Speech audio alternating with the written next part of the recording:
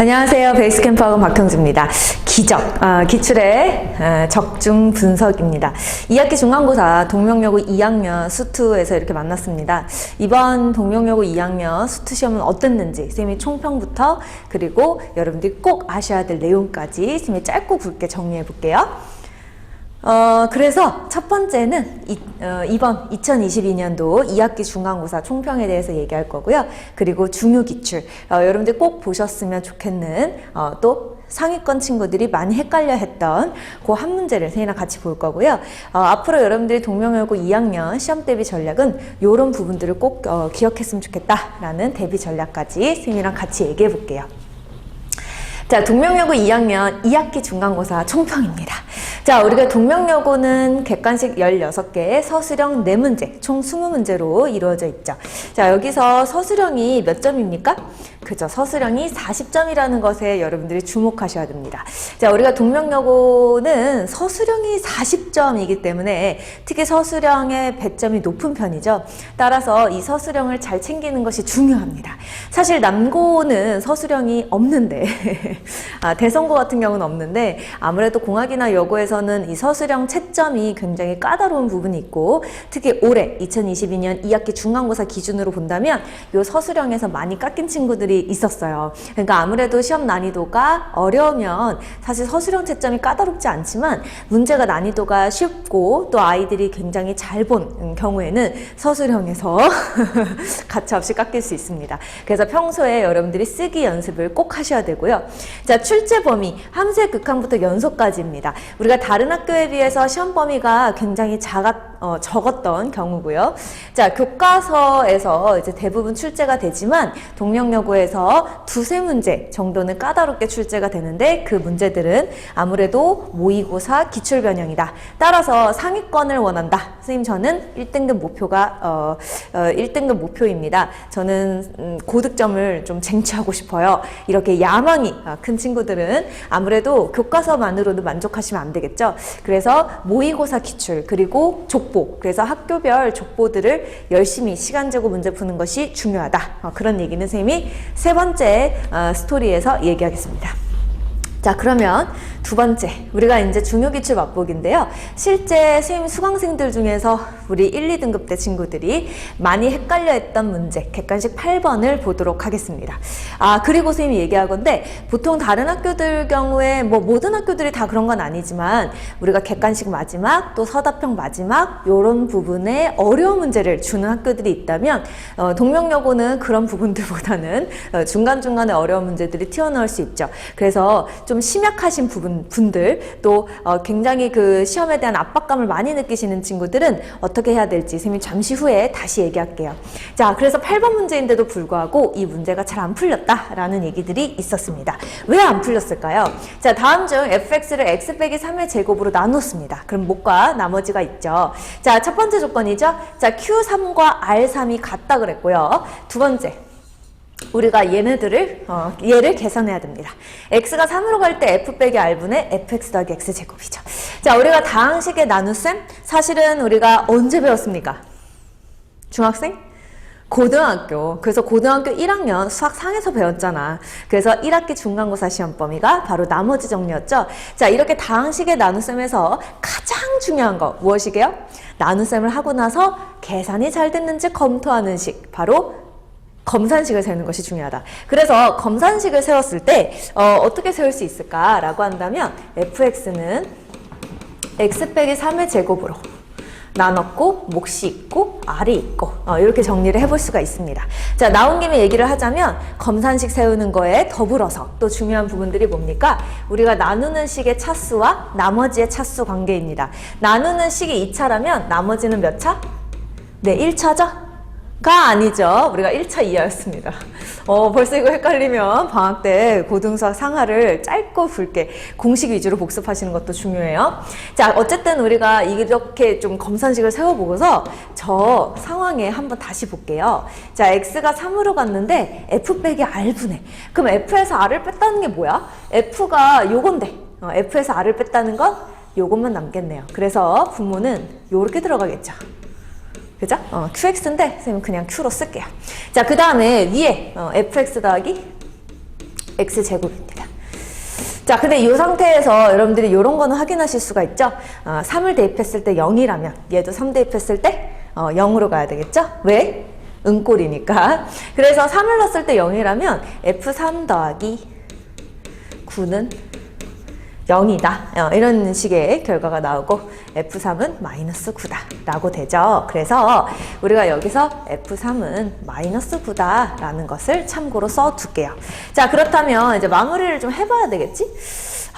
그래서 이제 쌤은 이런 얘기를 좀 해보려고 하는데 fx 더하기 x제곱 자리에 fx 더하기 x제곱 자리에 요거를 한번 넣어볼게요. 그럼 fx가 x 빼기 3의 제곱 더하기 q 더하기 r 이게 fx였는데 거기에 x제곱을 더하니까 요렇게 쓸 수 있죠.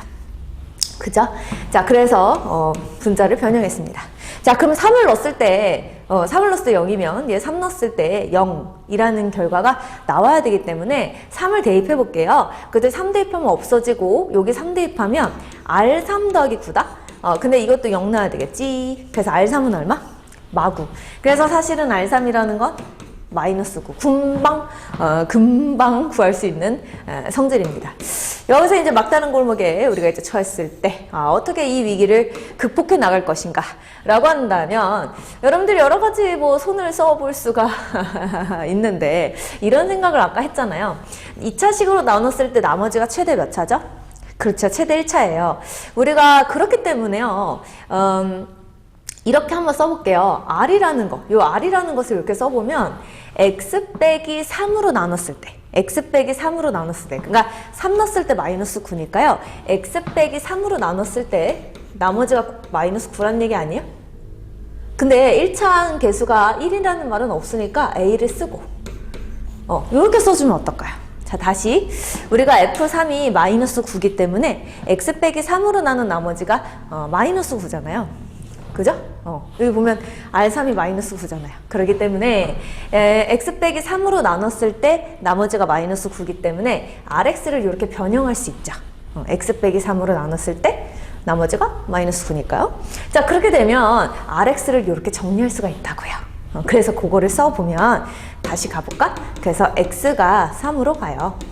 그리고 X 빼기 3의 제곱 Q예요. 그리고 위에 거 보시면 X 빼기 3의 제곱 곱하기 Q 더하기 R이 뭐냐면 R이 요 자체죠?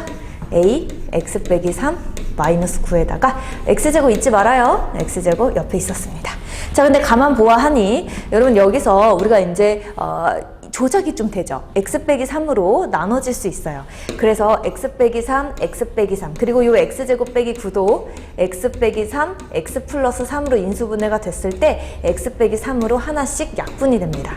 그러면 남은 게 뭐냐면 아래쪽에 자 X가 3으로 갈 때 아래쪽에 X 빼기 3 Q가 이렇게 들어가시게 되고요. 그리고 X 빼기 3으로 나눴을 때 이렇게 되고 이렇게 되고 그죠? 그리고 X 빼기 3으로 나누면 X 더하기 3이죠. 근데 여기서 잠깐만요. 우리가 3 넣었을 때 다시 0으로 가니까 분자도 3 넣어서 0이 되겠죠? 그럼 3 대입하면 0은 0이고 3 대입하면 A 더하기 6은 0. A는 마6이네요. A가 마이너스 6이라는 결과가 나왔어요. 그럼 A가 마이너스 6이니까 다시 넣어주면 이렇게 했을 때 마3이 되지 않겠냐? 그래서 X 빼기 3이라는 요 1차식을 찾았어요. 그럼 나중에 X 빼기 3으로 나누잖아? 그러면 Q분의 Q 플러스 1이 되겠죠. 그래서 Q분의 Q 플러스 1에다가 3을 대입하시면 Q분의 Q 플러스 1이죠. 그래서 3을 대입하시면 Q분의 요렇게 되겠죠. Q3분의 Q3 플러스 1. 근데 Q3이 얼마냐면 그게 마구라 그랬으니까 마이너스 9분의 마이너스 8. 정답은 17. 4번이 되겠다. 자, 다시 한번 보시면 이게 그냥 후루룩 들었을 때는 이렇게 이해가 갈 수 있는데 다시 한번 우리가 요 검산식을 적용하는 부분들이 좀 복잡하니까 다시 한번 확인해 볼게요.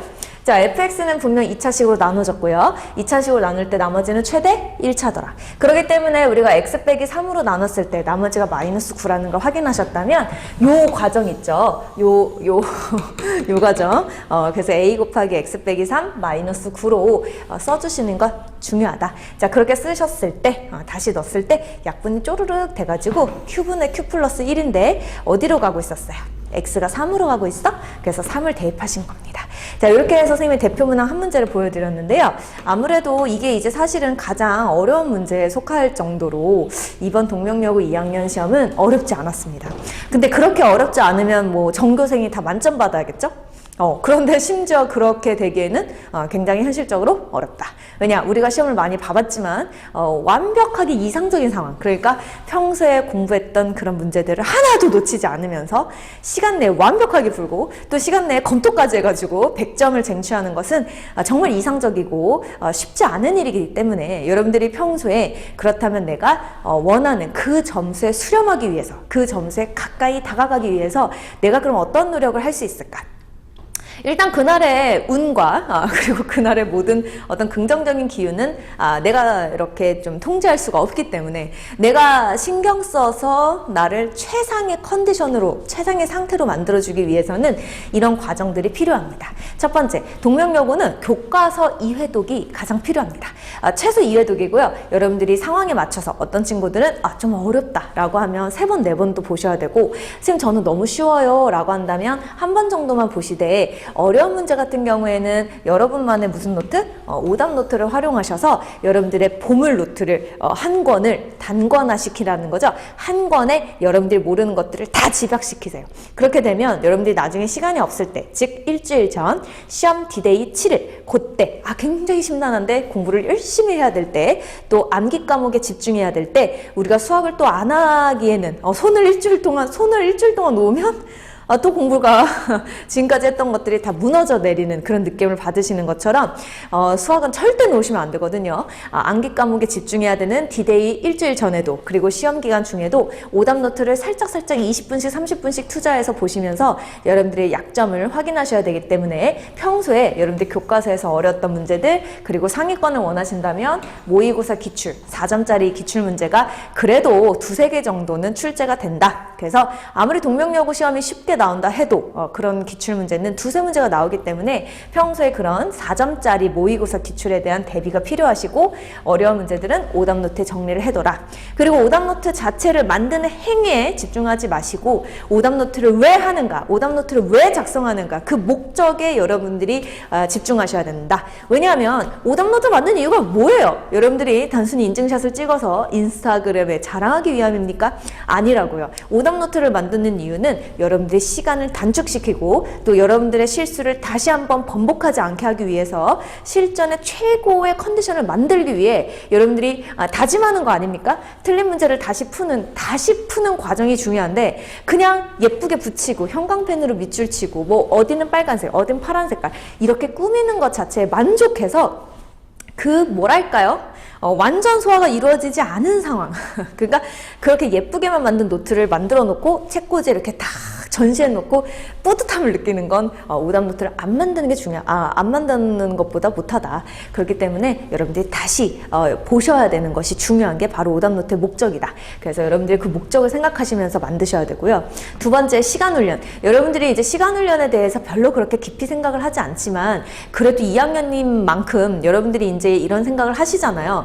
내가 왜 자꾸 시간이 부족하지? 내가 공부량이 부족했나? 내가 뭐가 부족했나? 라고 생각하실 수 있는데, 이 시간 훈련을 한 자와 하지 않은 자는 또 큰 차이가 있습니다. 시간을 하신 분들은 아무래도 그 짧은 시간 안에 문제를 푸는 그 과정에서 선택, 그러니까 왜냐하면 문제 해결 과정은 여러분들이 무수히 많은 선택을 계속 해야 나가는 과정인데, 그 선택을 하는 과정에서 한 단계 생각하고 2단계 생각하고 이렇게 멀뚱멀뚱 볼 수가 없잖아요.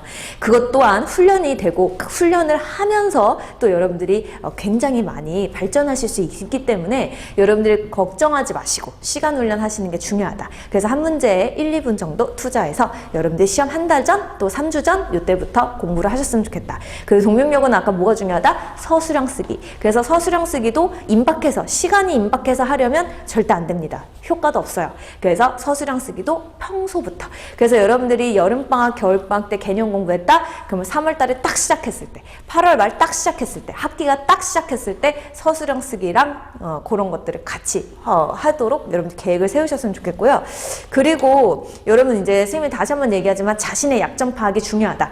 완벽한 인간은 없습니다. 그렇기 때문에 실수형, 그 시험만 보면 실수하는 친구들이 있어요.